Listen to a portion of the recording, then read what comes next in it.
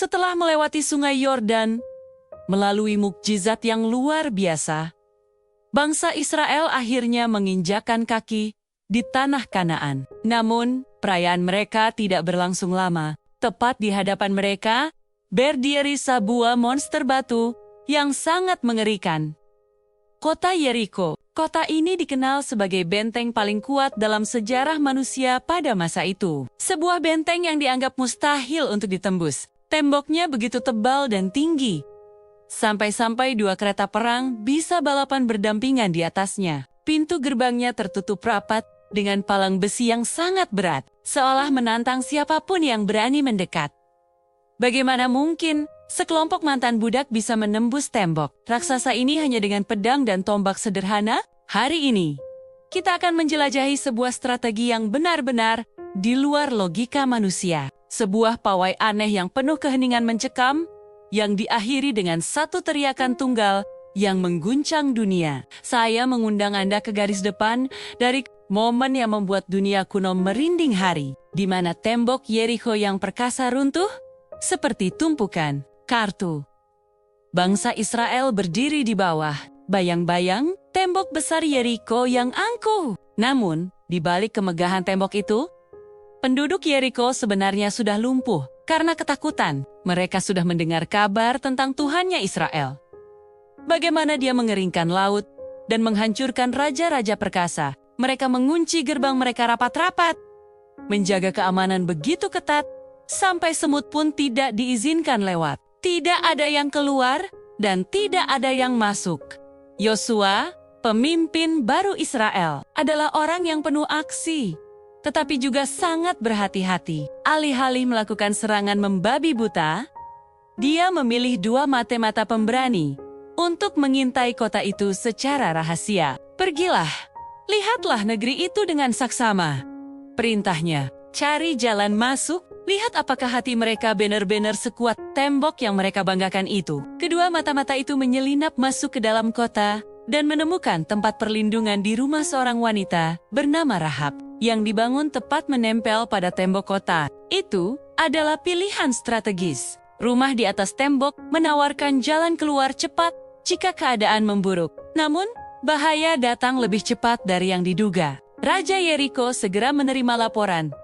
Lihat, beberapa orang Israel telah menyusup ke sini malam ini. Prajurit raja segera datang menggedor pintu Rahab dengan keras. Bawa keluar orang-orang yang datang kepadamu itu. Dalam momen yang mendebarkan itu, Rahab membuat keputusan yang akan mengubah sejarah.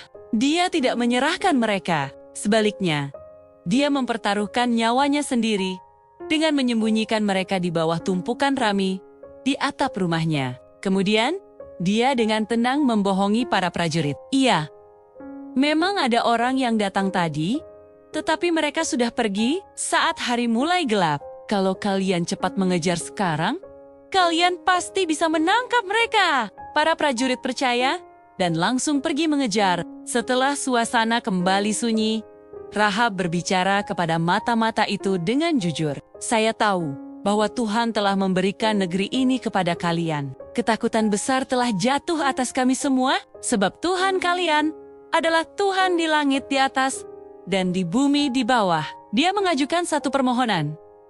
Saya sudah menunjukkan kebaikan kepada kalian. Sekarang, bersumpahlah bahwa kalian akan menyelamatkan keluarga saya saat kota ini jatuh. Mata-mata itu membuat janji suci. Nyawa kami sebagai ganti nyawa kalian. Ikatlah tali kirmizi ini di jendelamu. Semua orang yang ada di dalam rumah ini akan selamat. Dengan bantuan Rahab, kedua mata-mata itu turun melewati tembok menggunakan tali kirmizi tersebut. Ketika mereka kembali kepada Yosua, laporan mereka penuh dengan kepastian. Tuhan benar-benar telah menyerahkan seluruh negeri ini ke tangan kita. Seluruh penduduk Yeriko sudah mati ketakutan. Akhirnya, hari penyerangan pun tiba. Namun, strategi yang Tuhan berikan kepada Yosua sama sekali tidak masuk akal. Berbarislah mengelilingi kota itu sekali sehari dengan semua orang bersenjata selama 6 hari. Pada hari ketujuh, kelilingi kota itu sebanyak 7 kali. Dan kemudian datanglah perintah yang paling sulit. Selama kalian berbaris, Jangan ucapkan sepatah kata pun. Keheningan total. Hanya suara langkah kaki dan suara sangkakala para imam yang boleh terdengar. Hari pertama, barisan dimulai. Di depan ada penjaga bersenjata, diikuti oleh 7 imam yang meniup sangkakala. Di belakang mereka ada tabut perjanjian, dan kemudian seluruh tentara Israel mengikuti di belakang. Ribuan kaki mengguncang tanah, tetapi tidak ada satupun orang yang membuka mulut untuk bicara. Dari atas tembok, para prajurit musuh mulai mengejek. Wah, apa kalian semua sudah jadi bisu karena takut? Ejekan itu pasti sangat menyakitkan. Namun, bangsa Israel tetap bungkam. Ini bukan keheningan karena lemah. Ini adalah keheningan yang suci. Mereka sedang belajar bahwa Tuhan tidak butuh kebisingan manusia untuk menyatakan kuasanya. 3 hari, 4 hari, 5 hari berlalu. Ketegangan spiritual mulai terbangun. Keheningan bangsa Israel terasa lebih keras daripada teriakan perang manapun. Lalu, datanglah hari ke-7. Rakyat bangun saat fajar menyingsing. Mereka mengelilingi kota itu 7 kali. Matahari mulai naik tinggi. Ketegangan berada di titik puncaknya. Pada akhir putaran yang ke-7, barisan berhenti secara serentak. Keheningan total jatuh di seluruh lembah. Para imam mengambil napas dalam-dalam dan meniup suara sangkakala yang sangat panjang. Saat suara itu bergema, Yosua meneriakkan perintah.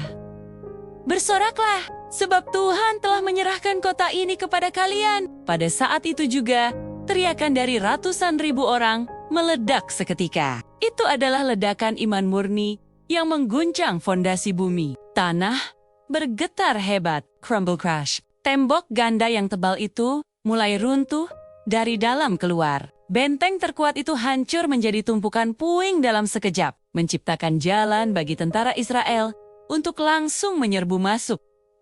Di tengah kekacauan, ada satu mukjizat yang berdiri tegak. Ada satu bagian kecil dari tembok yang tetap berdiri kokoh. Itulah rumah Rahab. Tali kirmizi itu masih tergantung di jendelanya. Tuhan menepati janjinya. Rahab dan seluruh keluarganya selamat. Kemenangan itu mutlak. Israel telah menaklukkan Yeriko tanpa satupun alat pendobrak, hanya melalui ketaatan, keheningan, dan satu teriakan iman. Tetapi, teman-teman, kegembiraan seringkali membawa bahaya tersembunyi.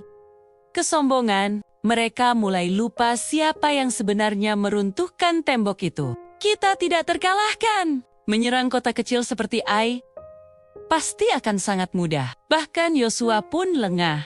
Dia tidak bertanya kepada Tuhan kali ini, dan hanya mengirim sekelompok kecil tentara ke Ai. Hasilnya adalah bencana. Orang Israel dipukul mundur dan 36 orang tewas. Yosua bersujud di depan Tuhan dengan hancur hati. Tuhan, kenapa ini terjadi? Jawaban Tuhan datang dengan tajam. Bangunlah Yosua, Israel telah berdosa. Seseorang telah mencuri barang-barang yang aku perintahkan untuk dikhususkan bagiku. Seseorang mencoba menyembunyikan kemuliaanku di dalam tendanya sendiri. Di balik kemenangan besar di Yeriko, tersembunyi keserakahan satu orang yang menyangka bisa bersembunyi dari mata Tuhan. Selanjutnya, Yosua bagian 3. Kekalahan di Ai dan dosa Achan. Cerita berlanjut.